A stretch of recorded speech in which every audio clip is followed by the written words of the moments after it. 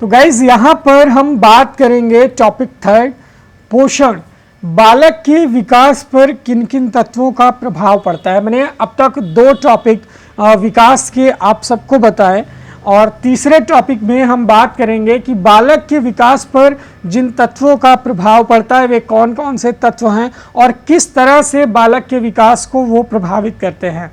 तो सबसे पहले नंबर पर आप पाएंगे पोषण। जी हाँ, पोषण यानी न्यूट्रिशन। ये किसी भी बालक के विकास में पोषण जो है ये बहुत ही महत्वपूर्ण भूमिका निभाता है। गर्भकालीन अवस्था से लेकर के जीवन पर्यंत तक प्राणी को जीवित तथा स्वस्थ बने रहने के लिए उत्तम पोषण की बेहद आवश्यकता होती है। आप समझ लीजिए कि जो पोषण है ये हमें गर्भकालीन अवस्था से ही मिलना शुरू हो जाता है और हमें जीवन पर्यंत तक एक अच्छे पोषण की ज़रूरत होती है। शारीरिक विकास की दृष्टि से पोषण जो है ये बहुत ही महत्वपूर्ण होता है। किसकी? शारीरिक विकास की दृष्टि से पोषण हमारे शरीर के विकास में कुछ उसी तरह से योगदान करता है जैसे पेड़ पौधों को अच्छी तरह से विकसित होने में खाद यानी उर्वरक का बहुत ही महत्वपूर्ण योगदान होता है। संतुलित और पौष्टिक भोजन जिसमें प्रोटीन, वसा, कार्बोज, खनिज लवण और विटामिन्स ये सारे हमें शारीरिक और मानसिक विकास में बहुत ज़्यादा सहायता करते हैं। तो सबसे पहले आप देखेंगे कि बालक के विकास पर जिन तत्वों का प्रभाव पड़ता है उनमें पोषण नंबर 1 पर आता है। दूसरे पर आता है बुद्धि यानी इंटेलिजेंस। इंटेलिजेंस में आप देखेंगे किसी भी बालक की बुद्धि या बौद्धिक क्षमताएं उसके विकास के विभिन्न पहलुओं को प्रभावित करती है। जैसे कौन कौन से पहलू?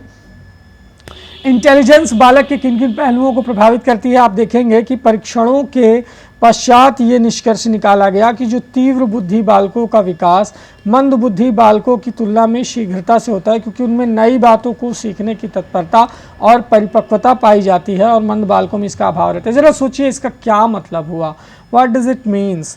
देखिए बुद्धि का कार्य क्या होता है कि हर बालक की जो बौद्धिक क्षमता है, पहली चीज़ तो आप देखेंगे कि दो बालकों की जो बौद्धिक क्षमता है वो सेम नहीं रहेगी। हर बालक की अपनी अपनी एक बौद्धिक क्षमता होती है, उनमें इंडिविजुअल डिफरेंसेस पाए जाते हैं। तो जब बहुत सारे एक्सपेरिमेंट्स किए गए वैज्ञानिकों के द्वारा, मनोवैज्ञानिकों के द्वारा, तो एक चीज़ ये देखने को मिली कि यार जो तीव्र बुद्धि वाले बालक होते हैं उनका जो विकास है वो मंद बुद्धि वाले बालकों की तुलना में बड़ा शीघ्रता से होता है, तेज़ी से होता है, क्योंकि उनमें नई बातों को सीखने की तत्परता।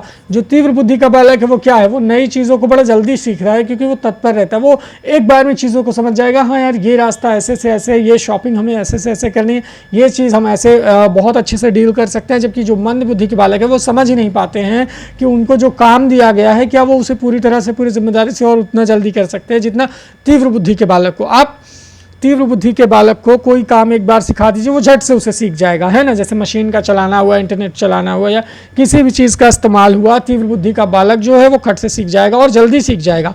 लेकिन जो मंद बुद्धि का बालक रहता है वो बड़ा देर से सीखेगा। तो ये एक डिफरेंस होता है इंटेलिजेंस का। तीव्र बुद्धि के बालक और मंद बुद्धि के बालकों में ये डिफरेंस का जो है ये अंतर होता है। इसके बाद आप देखेंगे गाइस, बुद्धि के बाद जो अगला कारण है वो प्रजाति है। अब देखिए प्रजाति जो है वो कैसे कार्य करती है बच्चों के विकास को प्रभावित करने में, प्रजाति का क्या रोल है, ये तीसरा पॉइंट आप देखेंगे। रेस, प्रजाति।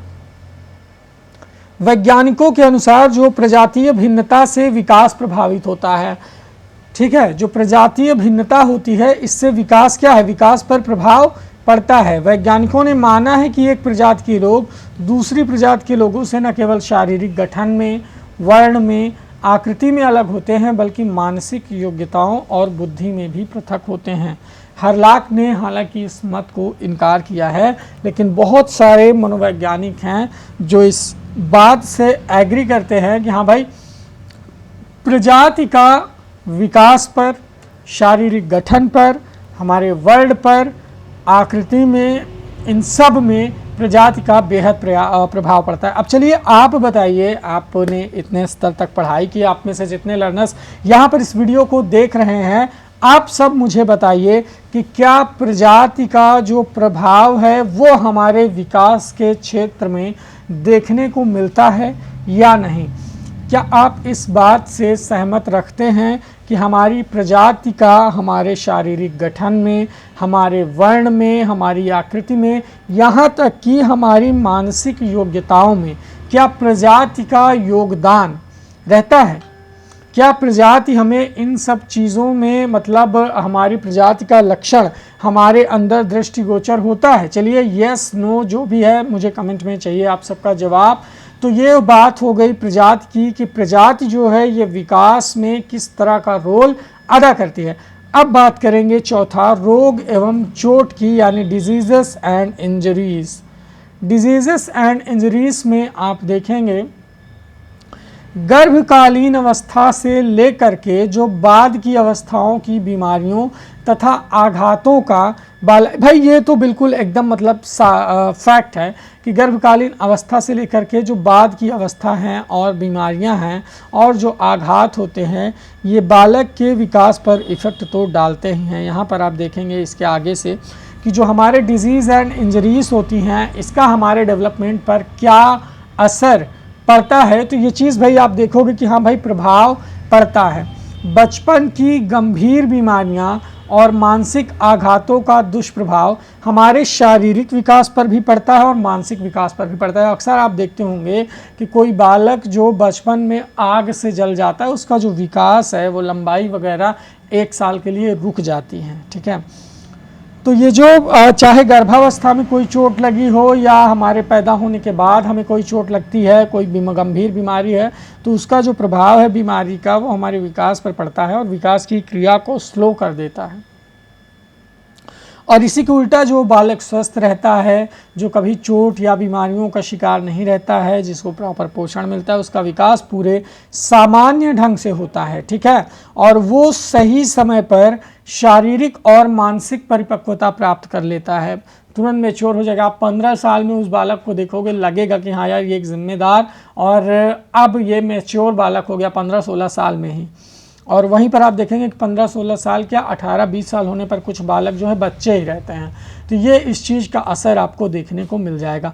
इसी में आप घर का वातावरण ले लीजिए भाई। घर का वातावरण में फैमिली एनवायरनमेंट, पारिवारिक वातावरण कई रूपों में बालक के विकास को प्रभावित करता है। जैसे आप देखेंगे कि माता पिता के जो आपसी संबंध हैं कि भाई हमारे माता पिता, क्योंकि हम माता पिता को देख करके बहुत, आप देखेंगे जो बच्चे गाली वगैरह सीख जाते हैं वो अपने घर के वातावरण से ही ये सारी चीज़ें सीखते हैं। लड़ाई झगड़ा, मार पीट, गाली गलौज, ये सारे जो गुण बच्चों में विकसित हो जाते हैं छोटी उम्र में ही, ये घर से ही उत्पन्न होते हैं, घर के वातावरण से ही उत्पन्न होते हैं, ठीक है।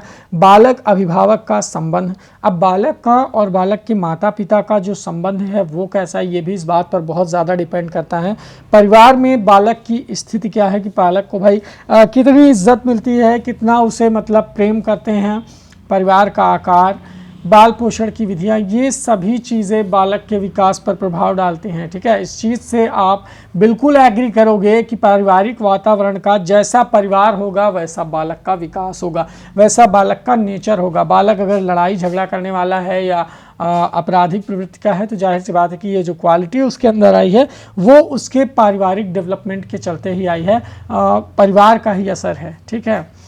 इसके बाद वो विद्यालय और दोस्तों की संगत तो बाद में, लेकिन सबसे पहले परिवार से ये सारी चीज़ें निकल करके आती हैं। तो यार पारिवारिक और घर का वातावरण इसके लिए बेहद जिम्मेदार होता है बच्चों के वो, ठीक है। इसके बाद आप 6वें नंबर पर देखोगे आस पड़ोस का वातावरण का बालक के विकास पर प्रभाव पड़ता है। बहुत मतलब ये भी इम्पॉर्टेंट है, उसी दृष्टि से आप देखेंगे आस पड़ोस का वातावरण यानी नेबरहुड एनवायरनमेंट। इसमें क्या होता है कि घर के वातावरण के साथ साथ बालक जिस वातावरण में रहता है उसका प्रभाव भी उसके विकास पर पड़ता है। यदि आस पड़ोस अच्छा है, खेलने के साथी और मित्र अच्छे हैं तो बालक में अच्छी सामाजिकता का विकास होगा। और इसके विपरीत अगर आस पड़ोस में खराब माहौल है, बालक बुरी संगत में पड़ जाता है तो बाल अपराधी बन जाता है। बालक नशा करना बुरी संगत से ही सीखता है। जान लीजिए जब बालक छोटा होता है 7-8 साल की उम्र में और उसके साथी अगर सिगरेट वगैरह का नशा करते हैं तो बालक वहीं से ये सारी चीज़ें, बुरी आदत, गंदी आदत, गाली गलौज, लड़ाई झगड़ा, मारपीट, चोरी करना, ये सारी चीज़ बालक जो है अपने संगतियों से, अपने साथियों से सीख जाता है छोटी सी उम्र, क्योंकि उस उम्र में सही और गलत में तर्क करने की जो क्षमता है वो बालक के अंदर नहीं रहती। बालक जो सिचुएशन फेस करता है उसे वो अपना लेता है अपने व्यवहार में। तो यार ये नेबरहुड कहते हैं ना कि संगति का दोष, तो वही चीज़ है, वो चीज़ आपको देखने को मिलेगी बालक के विकास पर। आस पड़ोस के वातावरण का भी बहुत ज़्यादा प्रभाव पड़ता है। अब आते हैं विद्यालय के वातावरण पर, बात करते हैं कि भाई विद्यालय का वातावरण किस तरह बालक के विकास को प्रभावित करता है। तो इसमें आप देखेंगे सबसे पहले कि स्कूल इन्वायरमेंट जो है ये प्रायः 5 वर्ष की आयु से सभी बालक स्कूल जाते हैं, लेकिन 5 वर्ष तक उनकी जो प्राथमिक पाठशाला है वो घर पर ही होती है, ठीक है। और पहली टीचर जो है वो माँ होती हैं। तो विद्यालय के द्वारा बालक को विभिन्न क्षेत्रों में सीखने का पर्याप्त अवसर प्राप्त होता है। अब जो बालक समय से विद्यालय जाना प्रारंभ कर देता है तो जाहिर सी बात है कि उसे विभिन्न क्षेत्रों में सीखने के पर्याप्त अवसर प्राप्त हो जाते हैं। विकास परिपक्वता के साथ साथ शिक्षण का भी परिणाम है, और यदि विद्यालय का वातावरण अच्छा होता है तो बालकों को पर्याप्त शिक्षण दिया जाता है। शिक्षक अपने व्यवहार और ज्ञान से बालकों का चतुर्मुखी विकास करता है, और बालकों का जो विकास है वो सही ढंग से होता है।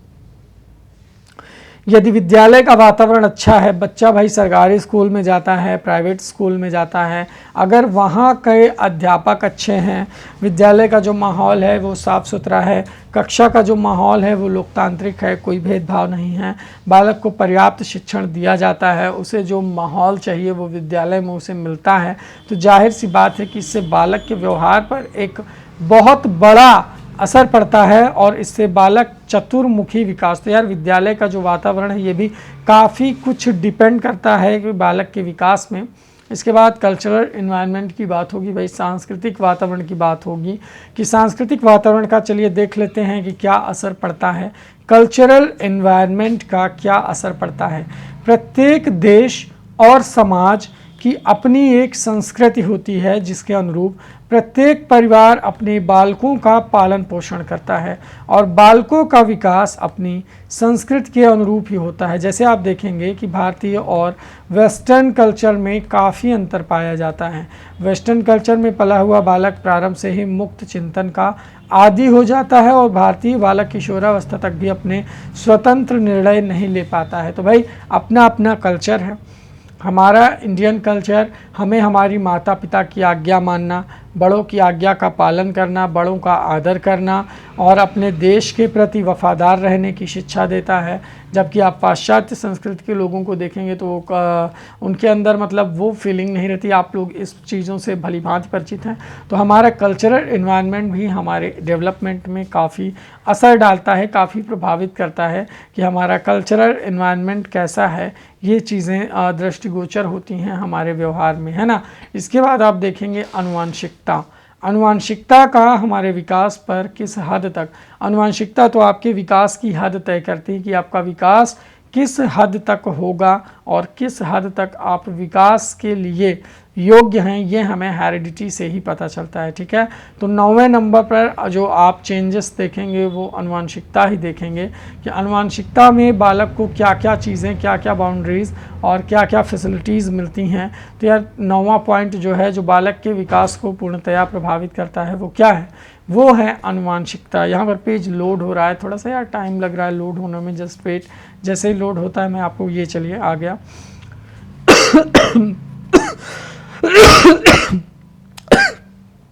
ओके, अनुवांशिकता यानी हेरिडिटी।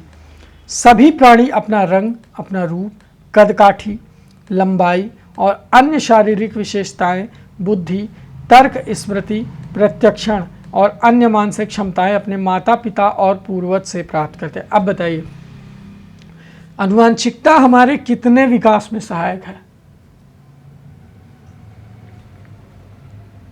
हमारा रंग रूप, कदकाठी, लंबाई और भी जो शारीरिक विशेषताएं हैं, बुद्धि, तर्क, स्मृति, प्रत्यक्षण और हमारी जितनी भी मानसिक क्षमताएं हैं, ये सभी हमारे माता पिता, हमारे पूर्वजों से हमको प्राप्त होती हैं। अनुवांशिकतावादियों ने माना है कि जैसा बीज होता है उसी किस्म की फसल उपजती है। क्या वाक्य है यहाँ पर देखिए, बहुत बढ़िया। जैसा बीज होता है उसी किस्म की फसल भी उपजती है। स्वस्थ और प्रतिभाशाली माता पिता की संतानें स्वस्थ होती हैं। शारीरिक एवं मानसिक रूप से दुर्बल माता पिता की संतानें दुर्बल व कृशकाय होती हैं। हालांकि इसमें पोषण का काफ़ी ज़्यादा असर पड़ जाता है, ऐसा नहीं है, मतलब आप देखेंगे कि चलिए आनुवंशिकता तो ठीक है, लेकिन ऐसा नहीं कि जो दुबले माता पिता हैं और जो मतलब अनपढ़ माता पिता उनके बच्चे बहुत बुद्धिमान हो जाते हैं, ये भी आपको देखने को मिलेगा। तो कोई भी चीज़ यार सार्वभौमिक नहीं है आनुवंशिकता के मामले में, ठीक है। आनुवंशिकता में हमें क्या मिल जाए और क्या हम खो दें, ये तो यार नेचुरल है, इट्स नेचुरल थिंग, ठीक है। तो इसके बारे में कोई भी प्रिडिक्शन जो है वो विशेष स्तर पर नहीं किया जा सकता है। इसके बाद आप देखेंगे 10वीं चीज़ जो है वो है स्रावित ग्रंथियाँ।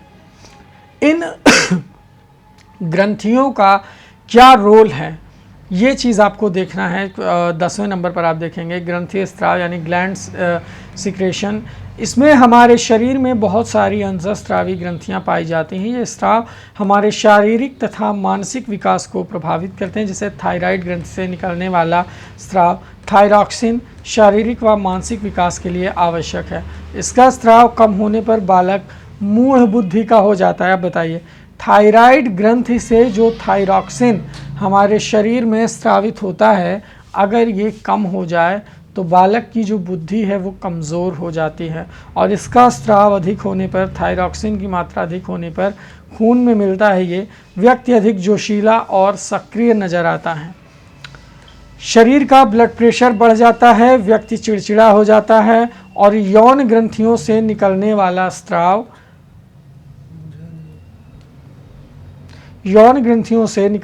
स्राव जो है वो पुरुषों में पुरुषत्व का गुण जैसे दाढ़ी, मूछ आदि विकसित करता है। इस स्राव का किशोरावस्था में अधिक होने पर बच्चा शीघ्र ही लैंगिक विकास को प्राप्त कर लेता है, ठीक है। तो आप देखेंगे कि जो सेक्सुअल डिफरेंसेस होते हैं, इनसे जो विशेषताएं होती हैं, इनमें स्रावित ग्रंथियों का बहुत बड़ा रोल होता है। इसके बाद 11वें नंबर पर चलिए देखते हैं जो विकास को प्रभावित करने वाले तत्व हैं। 11वें नंबर पर विभिन्न प्रकार की बीमारियां यानी डिफरेंट टाइप्स ऑफ डिजीजेस। बालक का अभिवृद्धि तथा विकास उसे होने वाली बीमारियों उससे भी प्रभावित होता है। कैसे? गर्भावस्था में मां को होने वाली कई घातक बीमारियां बालक के मानसिक और शारीरिक विकास को प्रभावित कर देती हैं। जन्म के पश्चात भी अगर बालक को कोई रोग हो जाता है और उसका ठीक से इलाज ना किया जाए तो इससे उसका शारीरिक और मानसिक विकास अवरुद्ध हो जाता है। जबकि वे बच्चे जिन्हें कम बीमारी होती है वे शारीरिक रूप से स्वस्थ होते हैं, ठीक है। तो यार ये चीज़ भी, अलग अलग बीमारियां भी मतलब बहुत ज़्यादा जिम्मेदार होती हैं विकास को। 12वां नंबर पर आप देखेंगे लिंग भेद यानी सेक्सुअल डिफरेंसेस। ये भी विकास में काफ़ी ज़्यादा मतलब योगदान देते हैं। जेंडर डिफरेंसेस, लड़के लड़कियों की वृद्धि और विकास में अंतर पाया जाता है। आप तो पता ही जानते ही हैं कि जन्म के समय लड़कियां छोटी होती हैं और लड़के आकार में बड़े होते हैं, परंतु किशोरावस्था में लड़कियां लड़कों से जल्दी बड़ी हो जाती हैं और अधिक व्यवहार कुशल हो जाती हैं। लड़कियां मैच्योरिटी को जल्दी प्राप्त कर लेती हैं, जबकि वहीं लड़के मैच्योरिटी को प्राप्त करने में काफ़ी समय लगा देते हैं। तो ये जो लिंग भेद है, ये आप देखेंगे कि लड़कों में और लड़कियों में जो विकास की प्रक्रिया है, वृद्धि की प्रक्रिया है, ये अलग अलग स्तरों पर होती है। तो यार ये तो था लेक्चर 3 जो मैं आपको बता रहा हूँ अब तक, मतलब विकास को प्रभावित करने वाले तत्व 12। इसके बाद जो अगला लेक्चर होगा उसमें मैं आपको बताऊंगा, आप देख सकते हैं यहाँ पर टॉपिक, ये विकास को प्रभावित करने वाले सारे तत्व थे। आप चाहें तो इनकी हेडिंग भी नंबर 1 से डाल सकते हैं। एक डायरी लीजिए और विकास को प्रभावित करने वाले तत्व लिख लीजिए और सिर्फ हेडिंग डाल करके लिख लें। जो भी 12 पॉइंट्स मैंने बताए वो सारे 12 तत्व अगर आप अपनी गोल्डन डायरी में लिख लेते हैं तो ये आपकी काफ़ी मदद करेगा। अब विकास और अभिवृद्धि में आप देखेंगे, सीखेंगे प्रिंसिपल ऑफ डेवलपमेंट डायरेक्शन यानी विकास की दिशा का सिद्धांत। ये हम आपको नेक्स्ट वीडियो में बताएंगे, ठीक है। तो ये चीज़ आपको विकास की दिशा का सिद्धांत आप पढ़ेंगे।